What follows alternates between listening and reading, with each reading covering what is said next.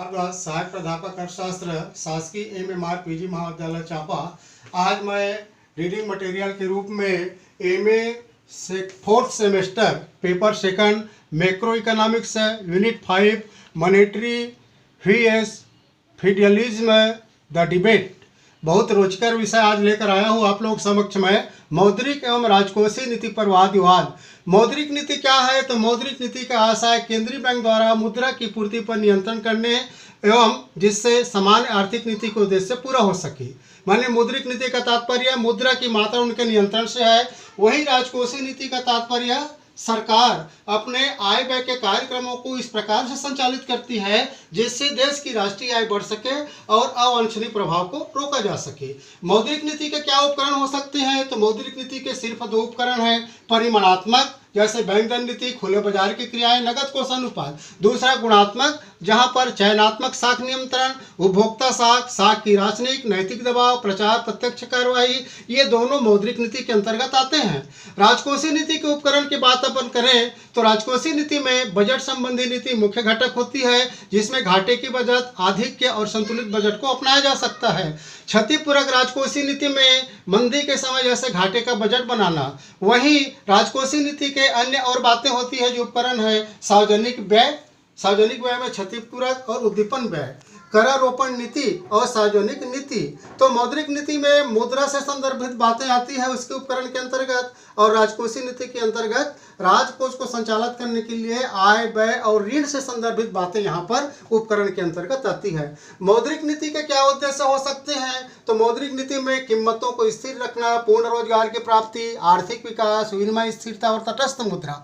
वहीं राजकोषीय नीति के भी उद्देश्य होते हैं विकासशील अर्थव्यवस्था में पूंजी निर्माण एवं आर्थिक विकास को ज़्यादा महत्व दिया जाता है, जबकि विकसित अर्थव्यवस्था में पूर्ण रोजगार के स्तर पर आर्थिक स्थायित्व को प्राप्त करना। लेकिन सामान्य तौर पे राजकोषीय नीति का उद्देश्य होता है यहाँ पर पूर्ण रोजगार, आर्थिक विकास, आर्थिक स्थिरता, संसाधनों की गतिशीलता और आर्थिक विषमताओं में गति।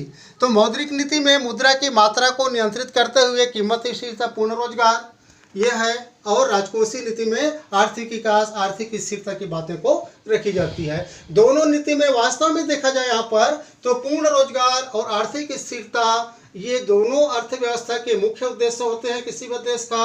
ये इनकी समानता पाई जाती है। केन्सियन क्रांति 1936 के पहले मौद्रिक नीति का बहुत ज़्यादा बोलबाला था, लेकिन 1930 की महामंदी के बाद आर्थिक स्थिरता के लिए राजकोषीय नीति की महत्ता बढ़ी। अब हम ये देखेंगे यहाँ पर कि इन दोनों में क्या झगड़ा है, तो इनके विचारों को जैसे झगड़ा है, विवाद है, उनको हम लोग थोड़ी सी देखेंगे कि मुद्रावादियों के क्या विचार है। मुद्रावादी सिर्फ मुद्रा की पूर्ति तथा राष्ट्रीय आय में सीधा संबंध को वहाँ पर महत्व दिया जाता है। मुद्रा की पूर्ति में वृद्धि तथा व्यय वृद्धि में सीधा संबंध बताता है, और ब्याज दर की बातें वहाँ पर तो होती है लेकिन ब्याज दर को ज़्यादा महत्व यहाँ पर नहीं दिया जाता। तो मुद्रा की पूर्ति एवं मुद्रा में जो व्यय होता है दोनों के फलनात्मक और सीधा संबंध को यहाँ पर बताया जाता है।